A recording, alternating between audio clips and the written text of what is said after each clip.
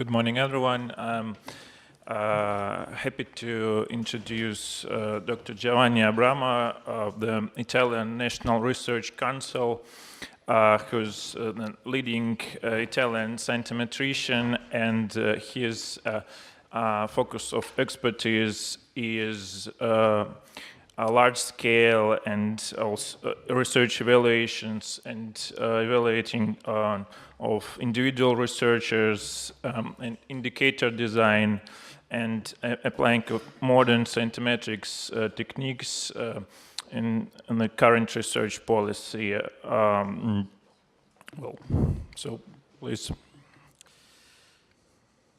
Thank you, Ivan. I want to thank you, Director, and the organizers of this conference for inviting me here and give me this wonderful opportunity to share the results of 12 years of research at the Laboratory for Studies in Research Evaluation, which I co-founded with a colleague of mine from the University of Rome, Tor Vergata. I want to thank you particularly for your great hospitality. You made me feel warm, notwithstanding the temperatures outside. Thank you very much for that. I would like to start with an anecdote about the first time Alfred Einstein met Charlie Chaplin. Do you know what Einstein said to Charlie the first time he met him? He said, "Mr. Chaplin, I really admire you because you have been able to make yourself understood without saying a single word." And Charlie Chaplin replied, "Well, you are better than I because all the world admires you, notwithstanding they don't understand a word of what you're saying." Now, I have a dilemma because I have got three options. The first option is I be silent for 45 minutes. I'm sure you won't appreciate it, but the translators will appreciate it because they can rest. Or I can be extremely complicated, and I'm sure that few of you would say, "Oh, that guy must be very smart if I couldn't understand what he said." The third option is I try to make myself understood, and I know for sure that at the end you all be disappointed because I will probably disrupt all your tenets and beliefs on scientometrics and research evaluation. Which option shall I take? Okay, the third one. I give up appreciation.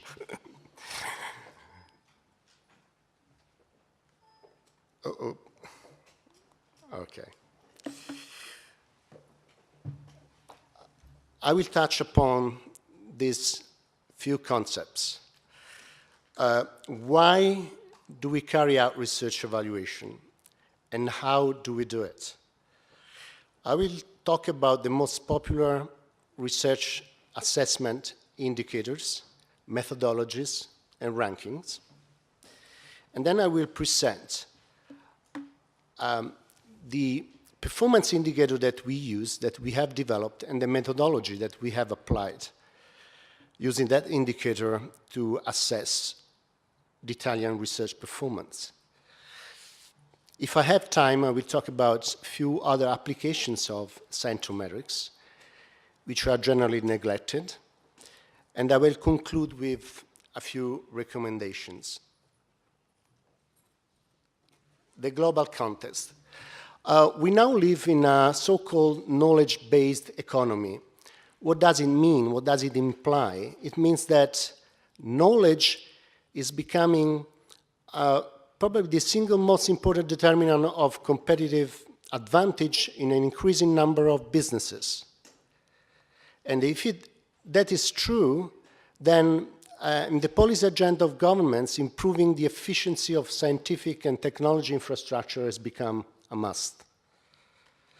Well, if you want to improve the efficiency of scientific and technology infrastructure, then probably you have to shift from conventional funding of public research institutions to performance-based research funding. But either you do it or not, in any case, if you want to improve a system, any type of production system, you need to measure. And so you have to carry out research evaluation, and Scientometrics is a good support for that. I like to think of Scientometrics and research evaluation as radiology. I'd say that Scientometrics and research evaluation stands to the management of research and policy research, as radiology stands to all other branches of medicine. Can you imagine a hospital without radiology? Can you imagine a research policy formulation or management of research organizations without research evaluation? And if that is true, then research evaluation and Scientometrics could be a powerful tool, but at the same time could be a very dangerous tool, because if you have the wrong tool or the wrong interpretation of results, you are going to make wrong decisions. We have an effect, an impact on social economic development. So why do countries carry out research evaluation? What are the main goals? Well, first of all, stimulating higher research productivity, because if you are evaluated, you tend to perform better. The second reason is, not all countries do it, but research evaluation is a tool to allocate resources according to merit, according to performance. What is less evident, but I would say much more important, is that research evaluation can inform research policy and research strategy at the organizational level. Also very important is through research evaluation, making public the results of research evaluation would reduce the information asymmetry between the supplier of new knowledge and the users of new knowledge.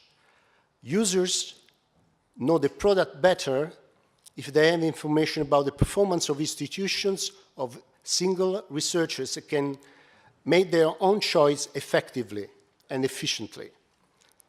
Finally, last but not least, demonstrating that investment research is effective and delivers public benefits.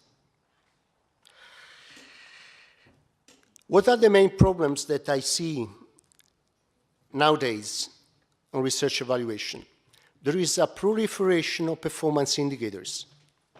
Which one do we choose? There are doubtful assessment methods all over the world. There is an abundance of non-science-based rankings. You know all of them. And there is an amplification of the importance of these rankings through the media. There are diffuse do-it-yourself practices. Everybody thinks we can do it ourselves. And there are very poor strategic and policy perspectives about research evaluation. This is the first commandment that every scientometrician should have in mind. Not everything that be counted counts, and not everything that counts can be counted. This is for sure the first commandment in my research lab. But I will show you that people tend to infringe this commandment. Let's start with a few examples. Everybody knows the Shanghai Ranking, right? Everybody's familiar with it. Let's look at the top universities according to this ranking. Are you surprised of the positions of these universities? Most of you agree on them. But I looked at the position in the ranking of Italian universities, and I found 2 universities between 151 position and 200. And they are the University of Rome Sapienza and University of Padua. Last year there were 5 universities. And I was a bit surprised because I know quite well the university system in Italy. I was really surprised not to find in it the 3 schools for advanced studies. How come? I found a common denominator of the Italian top universities in the ranking. It was size. So I delved into the criteria used to determine the score of the Shanghai Ranking. And if you read the indicators, alumni of institutions, papers published in Nature Science, what's strange about it? 90% of the score is size dependent. The larger you are, the higher the probability to be up in the ranking. Now, I've got a recommendation if you want to have Russian universities in the top 100 rank. Just merge a number of universities. Be sure to have just physics and biomedical research on them. Get rid of arts and humanities, and you get, for sure, in the 100%, in the top 100 universities in the rank. So your ranking position will improve. I don't know about your socioeconomic development. So be very careful when you refer to these rankings.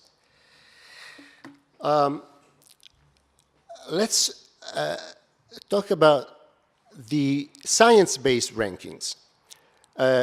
Probably few of you know the famous Center for Research Evaluation at the University of Leiden in Holland. And they use 2 basic indicators to assess performance. One is the famous crown indicator, which is very simply the average number, among brackets, field normalized citations, the average citations per paper, of the proportion of top 10% papers out of overall publications. And let's look at the rankings. This is by the proportion of top 10% publications. If you look at the top, they are almost, well, we could agree on them. But what an indicator based on the proportion of something to overall papers. Is it an indicator of performance? Let's look at this indicator. Now, suppose you have a research group or a university, University A, which has got just 1 publication, which has 10 citations. And another university, University B, we have got N publications, each one with 10 citations, but the last one, which has got 9 citations only. They have the same resources, same size. Which is better? You are behaving like Charlie Chaplin. Which one? The second or the first? What? The first. Okay, according to them. But where would you invest public money, in the first one or in the second? Of course. So this indicator is totally invalid to assess performance. What happens if you use it? And Thomson Reuters does use it in Insights. And the Leiden group stopped using it this year. I don't know whether it was related to an article that we wrote about it, but they stopped using it. These are the top countries by the crown indicator. you see Palestine, St. Lucia, Liberia, and so on. Well, science-based indicators. Most of you know the H index, right? Trade index is the maximum number H of works by scientists that have at least H citation each. So now we compare two scientists, John Doe, who has got 4 publications, each one with 4 citations each, and Jane Doe, who has got N publications. The first 4 have got 400 citations each, and the remaining ones only 3. They have got the same resources, they are carrying out research in the same field, same university. Who should be rewarded more? John or Jane? Charlie Chaplin again. Okay. According to the H index, they have just the same performance. The H index neglects all citations above H and all citations of publications of the number of publications above H. So it is an invalid indicator of performance, and I'm not stressing other problems with the H index. Let's talk a bit this national research assessment exercises. They start in the UK. We had the RAE series, now we have the REF series. Italy started a bit later. We have so far had 3 research assessment, national-wide research assessment exercises. Australia's got its one. I'll underline a few problems of these national research assessment exercises. Generally, with reference to Italy, but in England it's almost the same.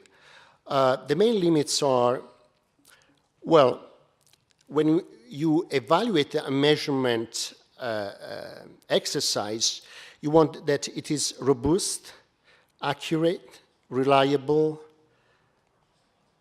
functional, and that it doesn't cost and doesn't take so much to carry out, so long time to carry out.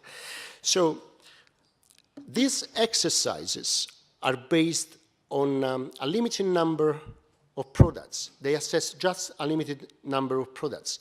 For example, in Italy, the latest one, which was launched in last year, each professor had to submit his best 2 publications in a 4-year period, okay? So the question is, can we base an assessment just on 2 publications in a 4-year period? Would the ranking change if we assessed more than 2? For example, 20, 30, 50% of the overall production? Why not the overall production? Okay? Why don't they do it?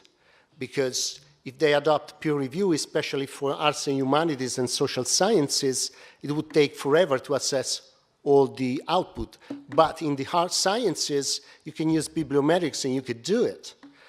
And so let's see what happens.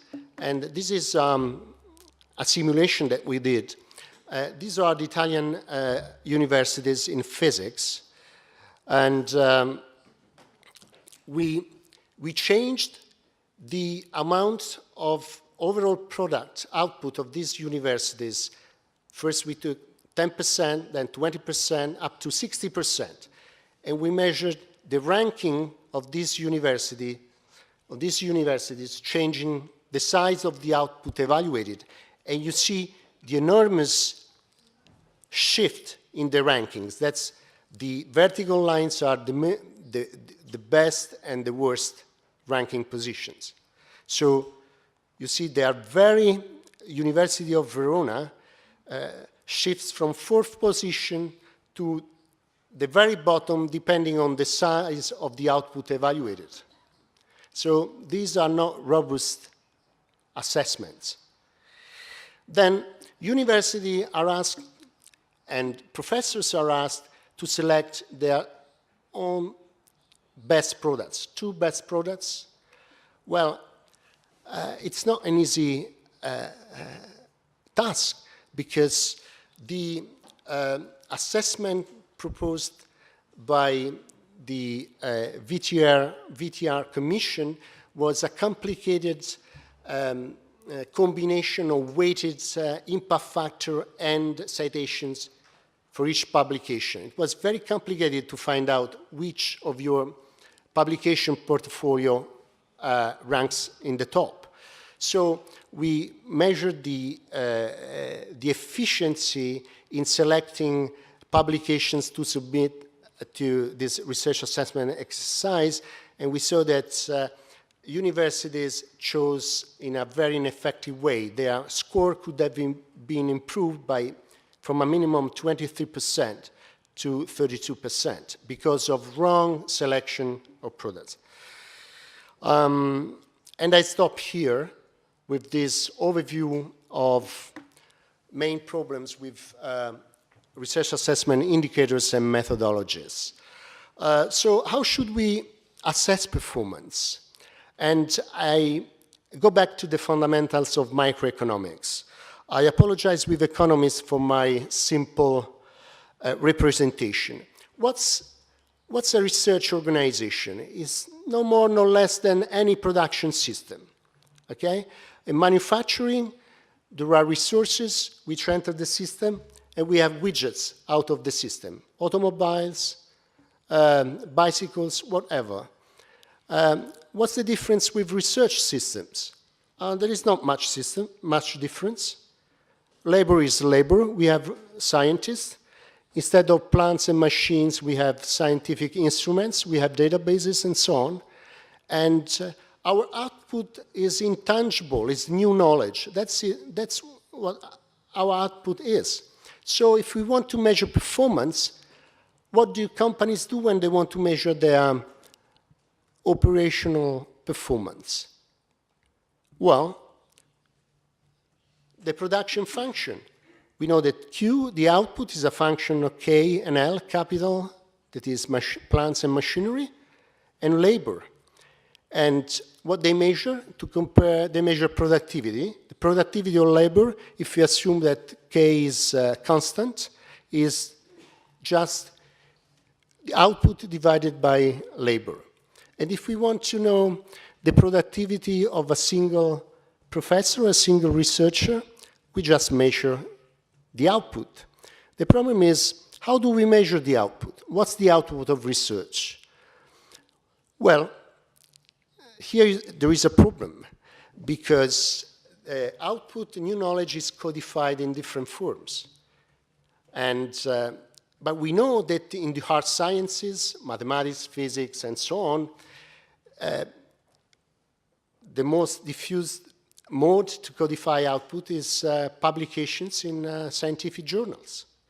So we can measure the publications in scientific journals. But is it enough to count publications? Not at all, because publications have different values. So when you want to compare productivity, you need to give a value to a single product, because we produce products of different values. So we use citations, which is a proxy of the value of a publication, the impact that that publication has on scientific advancement. And we measure through citations. Okay. Are there other problems? Yeah, there are other problems. Because can we compare the total citations produced, for example, in a 5 years period of mathematicians with those produced by physicists? Can we? No, why not? There is a different intensity of publications across disciplines.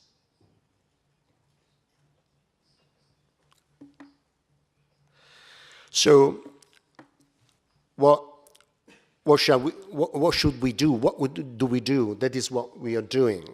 What we do, we observe a certain publication period, let's say 5 years or 3 years, no less than 3 years generally, otherwise there is too much variability.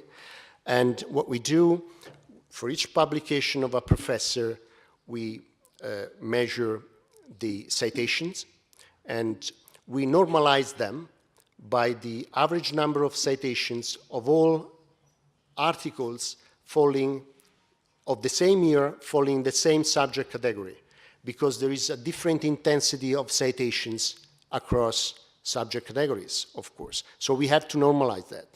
Then what we do, we normalize the publications by the number of authors. Of course, if you publish it yourself, that your contribution is total. If you publish with others, you have to take into account the contribution of others. So we divide by the number of authors, and we assign a different weight to the authors according to their positions in those fields which are very sensitive to the position of the authors in the byline.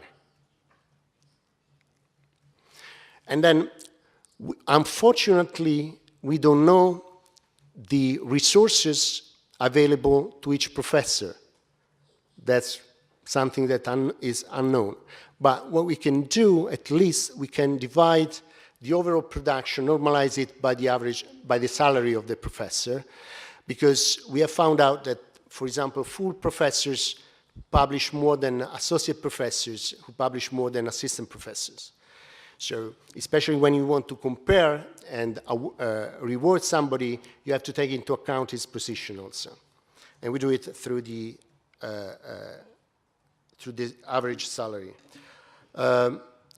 We have other indicators. These are not performance indicators. These are additional indicators which add information to the single professor, and they are components of the overall fractional scientific strength productivity indicator. For example, one could be ranked high by the number of publications, but lower by the average citations per publication. So he knows where he has to improve if he wants to improve his overall productivity. And now I give you an example. Here there are two research scientists. Both are in the clinical medicine research. And there are a number of indicators here. O is output, FO is fractional output, this is normalized by the number of authors. And then FSS, it's our productivity indicator. You have the H index and the G index. So, who performs better, John Doe or Jane Doe?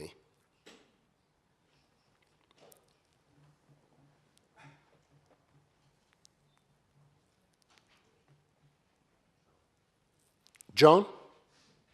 Yeah, John. They're both in clinical medicine. But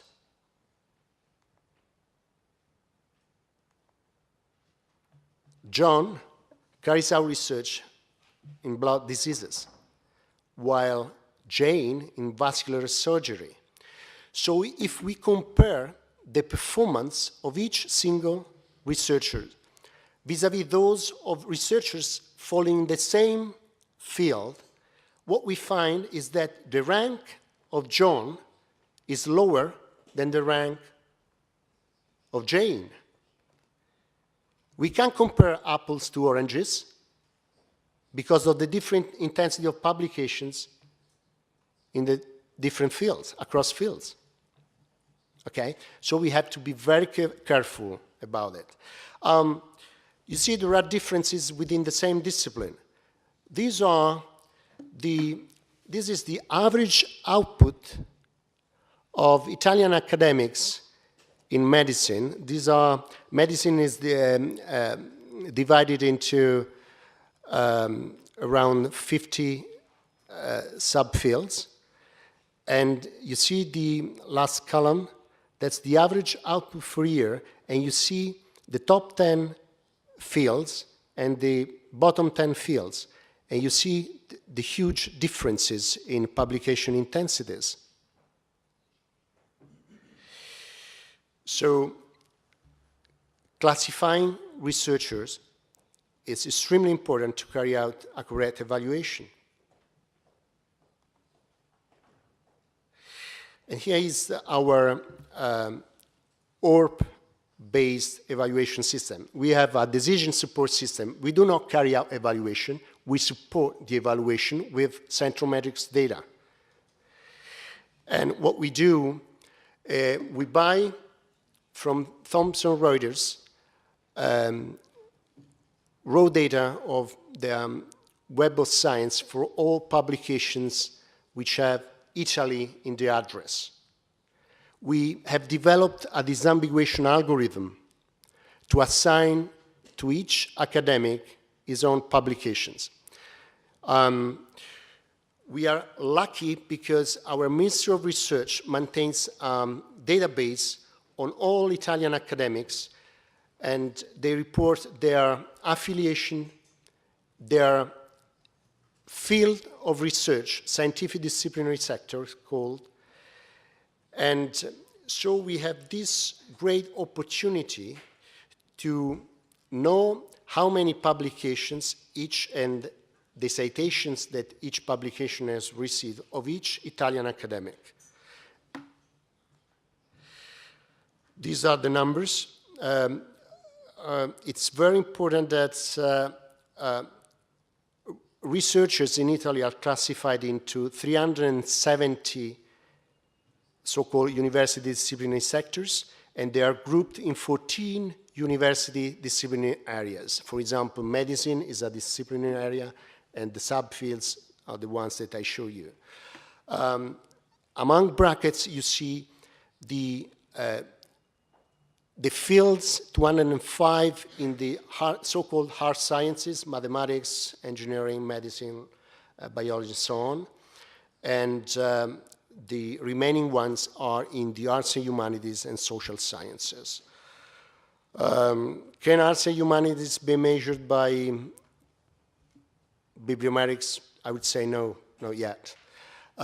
Social sciences, a few fields of economics, yes. And now I show you an application of our research assessment system.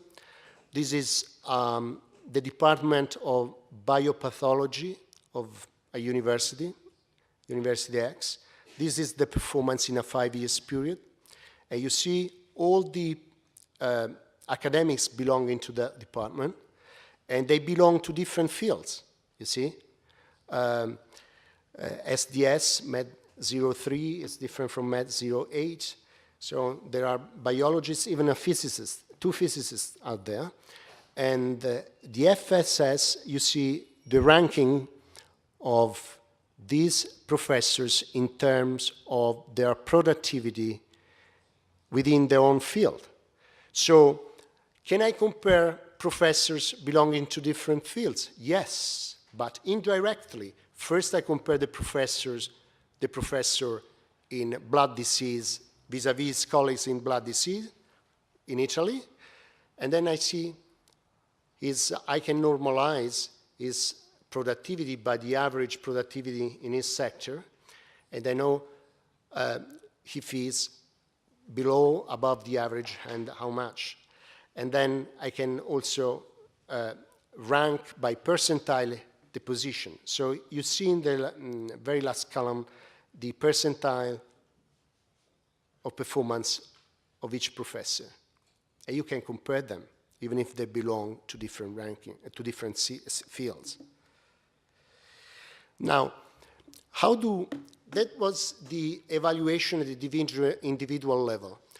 How do we evaluate? Do we evaluate instead departments or universities or fields within the universities? It's very important for university managers to know in which field they are strong and which fields they are weak, to formulate appropriate research strategies and policies at national levels.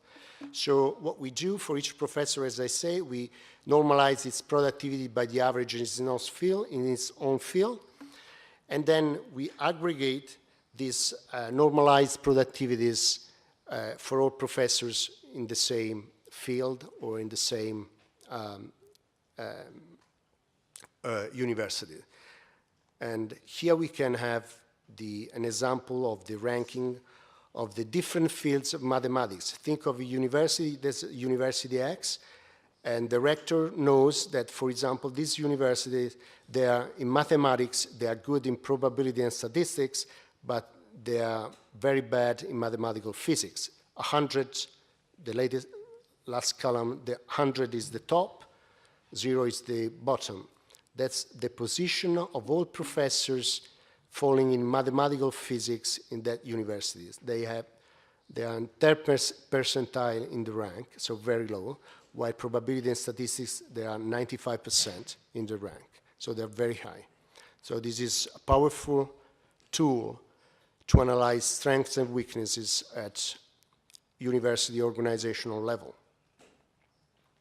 And now we can compare also the disciplines. There are 9 disciplines in the hard sciences, and you can see here that you don't know which one is which, but I tell you, UDA 3 is chemistry. They have the 79 percentile, quite very good. UDA 6 is biology, 79 percentile, very bad in civil engineering. UDA 8.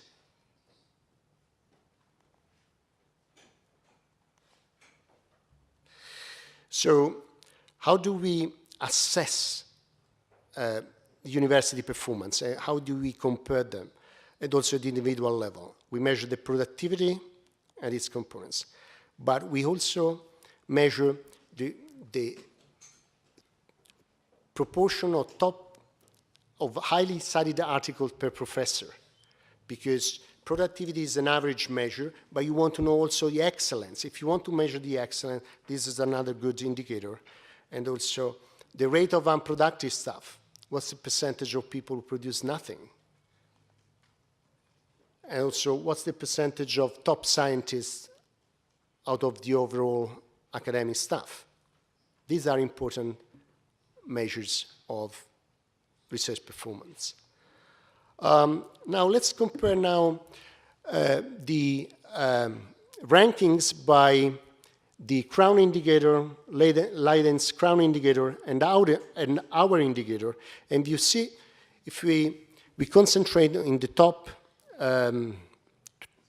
quartile of performance, we see that, for example, in mathematics and computer sciences, 31% of those who would rank in the top quartile according to our productivity indicator wouldn't be there if their performance were measured by MNCS, the Leiden's crown indicator. And you see the percentages here of the distortions of using, I can call them here invalid indicators.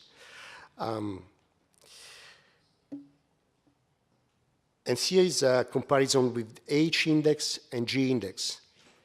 The same.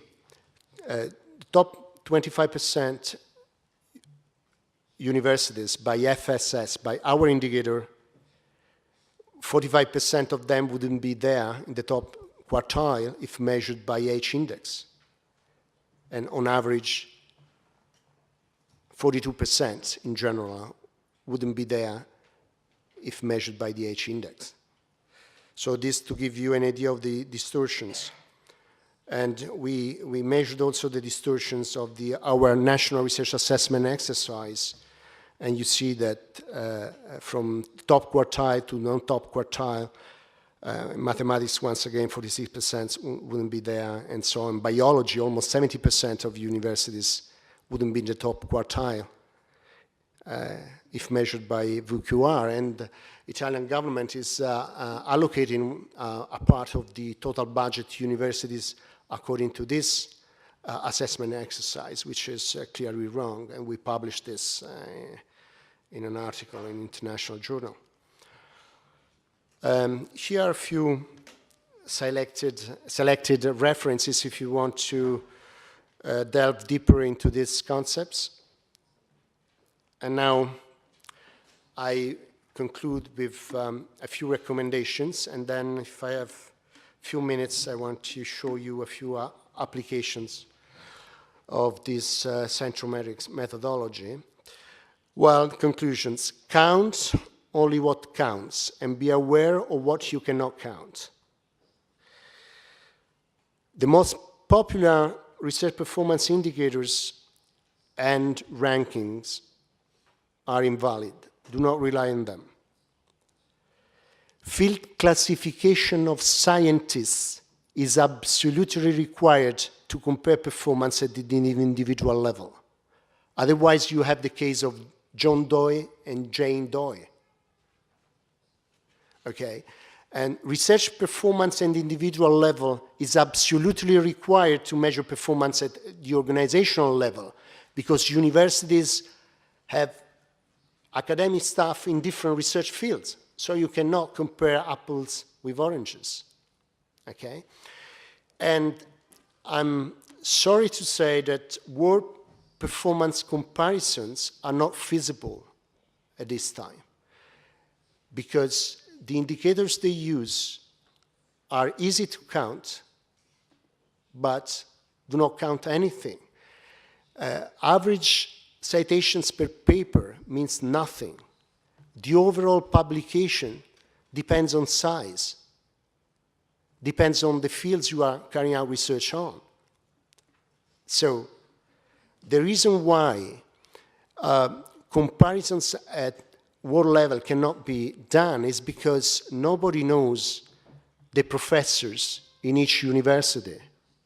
We know it in Italy, in Scandinavian countries they know, but everywhere else in the world this is unknown. So what kind of indicators can we measure? And avoid, that's my strong suggestion, do-it-yourself temptation. Scientometrics is very powerful, but could be very dangerous.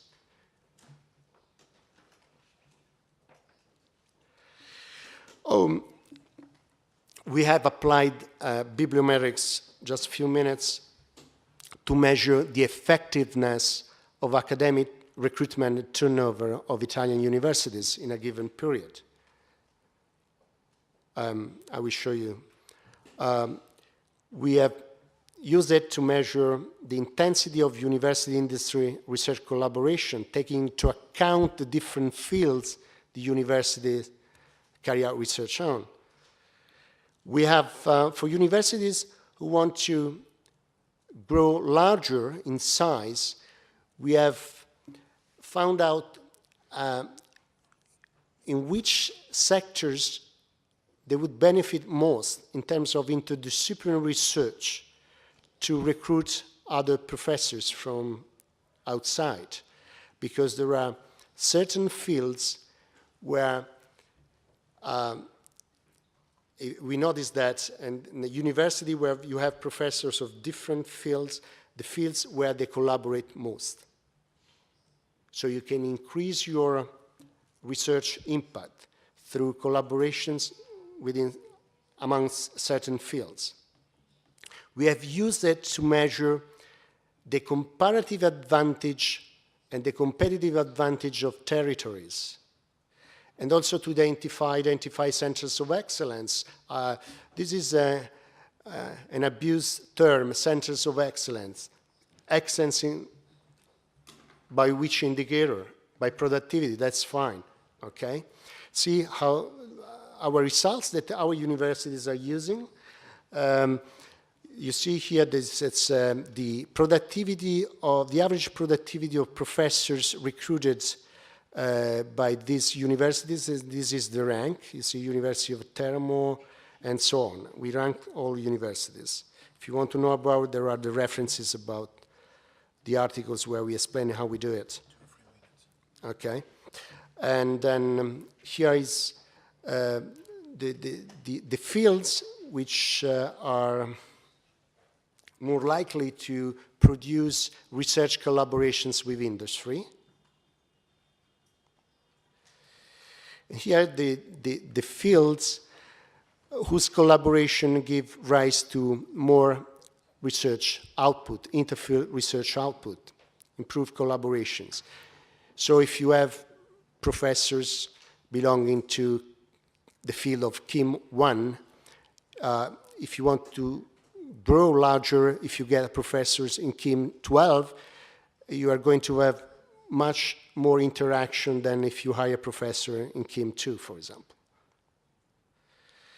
You see research competitive advantage. For example, here, these are the region, Tuscany and other region. And you see, for example, 38.5% of overall research impact in andrology comes from that region in Italy. This is very important to formulate research